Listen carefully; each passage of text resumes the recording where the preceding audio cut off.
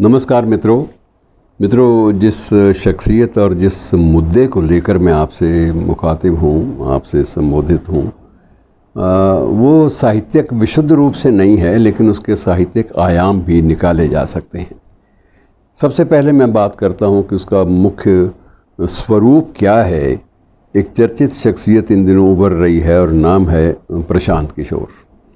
प्रशांत किशोर की चर्चा, उसकी शक्ल से लोग, अधिकांश हमारे देश के लोग जो हैं वो सिर्फ़ अखबारों के माध्यम से ही उसकी शक्ल से वाकिफ़ हैं, परिचित हैं। व्यक्तिगत रूप से कुछ ऐसा नहीं है कि उसका कोई मास लीडर या एक बहुत बड़े व्यापक वर्ग का नेता के रूप में उसकी छवि उभरी हो, या उसने बहुत कुछ ऐसा लिखा हो जो तहलका मचा देने वाला हो। उस व्यक्ति ने ऐसा कुछ नहीं लिखा, विशेष रूप से बहुत ज़्यादा महत्वपूर्ण नहीं लिखा जो तहलका मचा देने वाला हो। लेकिन तहलका खड़ा हो गया, और तहलका क्या मचा आप अंदाज़ा लगा लीजिए कि ये व्यक्ति कोई बहुत उम्र का भी ज़्यादा नहीं है, सिर्फ 44-45 साल की उम्र है। 1976 या 1977 का जन्म है, और जन्म भी किसी महानगर में नहीं है। सासाराम, ये हमारे पूर्व केंद्रीय मंत्री प्रसिद्ध रहे हैं जगजीवन राम जी, उनका क्षेत्र था। सासाराम के एक गांव का ये लड़का है, और इसने अपनी जो पहचान है वो रणनीतिकार के रूप में बनाई है। अब मैं तो कई बार ये सोचता हूँ कि अगर रणनीतिकार के रूप में कोई पहचान बनती है तो ये ऐसी रणनीतियाँ प्रकाशन की दुनिया में या साहित्य की दुनिया में या साहित्य के वैचारिक आधार देने की दुनिया में इसका प्रयोग क्यों नहीं उस शख्स ने भी किया, और किसी और ने सोचा क्यों नहीं। ये कई बार थोड़ा सा मन में एक विचार कुनमुनाता है। बहरहाल पहले उसकी बात कर लें जिसको लेकर हम लोग आज अपनी विषय की बात कर रहे हैं। अब इसने बहुत ज़्यादा, ऐसा भी नहीं है कि उसने बहुत लंबी चौड़ी शिक्षा पाई हो, लेकिन उसने कुछ जो सर्वेक्षण और शोध और अनुसंधान, इन बातों पर जो बल दिया है, और उसके निष्कर्ष, इन बातों से, शोध से कुछ निष्कर्ष, कुछ रिज़ल्ट निकालने की ओर जितना उसने बारीकी से और बिना किसी प्रेजुडिस, बिना किसी पूर्वाग्रह के उसने जितना प्रयास किया है, उतनी उसको सफलता मिली है। और इस सफलता का आप अंदाज़ा लगा लीजिए, क्योंकि सबसे पहली जो सफलता है, इसने अपनी सफलता के जो प्रयोग हैं वो कई जगह किए हैं, सिर्फ़ एक स्थान पे नहीं। उसने बिहार में प्रयोग किए, और बिहार में उसका प्रयोग सफल रहा, और सफल भी इतना ज़्यादा रहा, वहाँ के एक राजनीतिक दल को, जेडीयू को समर्थन देने का और उनके लिए रणनीति तैयार करने का उसका सफल प्रयोग रहा। और नीतीश कुमार जैसे प्रबुद्ध रणनीतिकार या प्रबुद्ध राजनीतिज्ञ, जो विचारक राजनीतिज्ञों की श्रेणी में आते हैं, वो भी उसके कायल हो गए कि ये तो बंदा रणनीति में बहुत आगे गया है।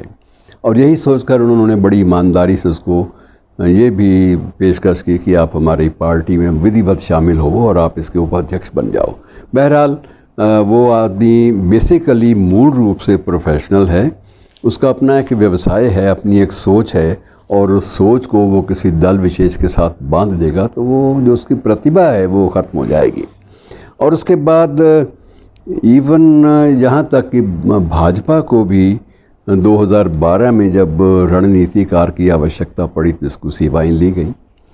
जनता दल यूनाइटेड ने पहले बिहार में ली, उसके बाद भाजपा ने गुजरात के चुनावों में उसकी मदद ली उसकी, और उसके बाद भाजपा ने 2014 के लोकसभा चुनावों में भी उसको रणनीतिकार अपना बनाया। सारे प्रयोग जो हैं उसके सफल रहे, और 2015 का जो बिहार विधानसभा का चुनाव था, वहाँ भी उसकी रणनीति जो है वो सफल रही। और उसका ये जो प्रयोग है, प्रयोग धर्मिता है, ये किसी दल विशेष के साथ नहीं बनी रही। वो एक रणनीति तैयार करता है, रणनीति के अनुसार वो मतदाताओं के लिए, उनको लुभाने के लिए कुछ एक चीज़ें तय करता है, और उसके बाद उन पर लागू करता है, उन चीज़ों को लागू करवाता है अपने एम्प्लॉयर से, और लागू करवाने के बाद वो सफलता का जो एक पुलिंदा है वो हाथ में थमा देता है। ऐसे ही उसने पंजाब विधानसभा में भी, जब ये 2017 में चुनाव हुए, तो उसने सफलता की कुंजी पकड़ा दी, और कुंजी जो है किसी न किसी प्रस्तावों के रूप में पकड़ाई। प्रस्ताव कांग्रेस ने स्वीकार कर लिया और उस आदमी को जगह मिल गई। और इसी प्रकार से उसने उत्तर प्रदेश में भी कांग्रेस को 2017 में काफ़ी मदद की और असेंबली इलेक्शन में यद्यपि उसका लक्ष्य था कि कुछ दे पाए, लेकिन 2017 में वो असफल भी रहा। ये उसकी असफलता की पहली दास्तान थी जो 2017 में लिखी गई। उसके बाद 2017 में ही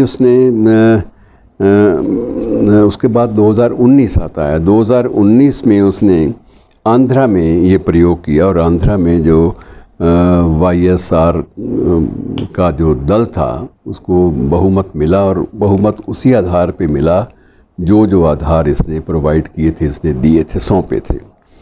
आपको जब लगा, मैं पार्टी की बात कर रहा हूँ, आपको जब लगा कि ये आदमी सफल रणनीतिकार है तो 2020 में इसकी सेवाएं ली गई और 2020 में जो सेवाएं ली गई वो सफलता दिल्ली में विधानसभा चुनाव में उसको मिली। और उसने फिर बाद में ये नहीं कि अपने आप को कभी समाजवादी खेमे से, कभी किसी वैचारिकता से जोड़ लिया हो, बांध लिया हो, ऐसा कुछ नहीं। उसने बाद में तमिल मैं कह रहा हूँ तृणमूल कांग्रेस की, उन्होंने भी इसकी मदद ली और रणनीतिकार के रूप में ममता बनर्जी ने इसको अनुबंधित किया और 2021 के चुनाव में उसने TMC को, तृणमूल कांग्रेस को सफलता दिलाई। और ये सफलता का सिलसिला 2021 में भी जारी रहा जब उसने तमिलनाडु में द्रमुक को सफलता दिलवाई। और इसके बीच में उसको एक दो जगह असफलता भी मिली, लेकिन उसके अधिकांश कीर्तिमान सफलता के हैं। और वो करता क्या है, ये भी एक बड़ी दिलचस्प बात है कि वो ऐसा नहीं करता कि वो अपने ग्राहक दल से कोई लंबे चौड़े पैसे लेकर लोगों में बंटवा देता हो, ऐसा कुछ नहीं होता। क्योंकि उसके विरुद्ध कोई ऐसा आरोप नहीं है कि इसने पैसे के आधार पर लोगों को मन लुभावने नारे बेचे और पैसे बांट के ये व्यक्ति अपने जो जिससे अनुबंध हुआ है उस दल को जिता लाया, ऐसा भी नहीं है। रणनीति उसकी काम आई। और ये बात कई बार ये लगती है कि जब ऐसा आदमी, अब वो सोच रहा है कि अपनी एक नई राजनीतिक दल बनाने की बात भी सोच रहा है और उसको मालूम है कि उसकी सफलता का जो एक कीर्तिमान है उससे आकर्षित होकर बहुत सारे लोग आ भी सकते हैं। लेकिन क्या ऐसा व्यक्ति कभी भी इस देश की कला और संस्कृति और साहित्य के बारे में भी कभी सोच सकता है? यहाँ भी तो एक रणनीति दरकार है।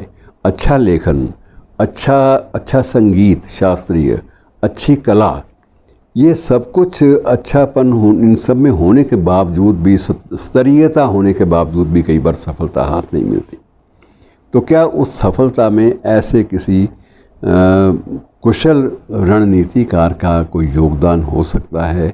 इस बात पर यद्यपि साहित्यकार तो नहीं सहमत होंगे कि वो ऐसे रणनीति बनाएं किसी बात की, लेकिन जहाँ जहाँ हमारे समाज में, सभ्य समाज में ये महसूस किया जाता है कि यदि कला, साहित्य और संस्कृति, इनका व्यापक प्रभाव जो है वो चारों तरफ फैले, तो उससे निश्चित रूप से समाज में घृणा भी कम आपस में पैदा होगी, वैमनस्य कम होगा, हिंसा की बात कम होगी और बहुत सारी चीज़ें जो है वो समेटी जा सकती हैं। एक सुखद समाज की परिकल्पना भी की जा सकती है। तो ये प्रशांत किशोर जैसे व्यक्ति से ये उम्मीद तो लगाई जानी चाहिए कि वो कोई रणनीति ऐसी भी बनाए कि देश में एक स्वस्थ माहौल का, स्वस्थ वातावरण का निर्माण हो। ऐसे स्वस्थ वातावरण का अब बार बार हम महात्मा गांधी कहाँ से लाएंगे? अब गांधी ले भी आए तो गांधी को कितने ज़्यादा हमने विवादों से गुजार दिया।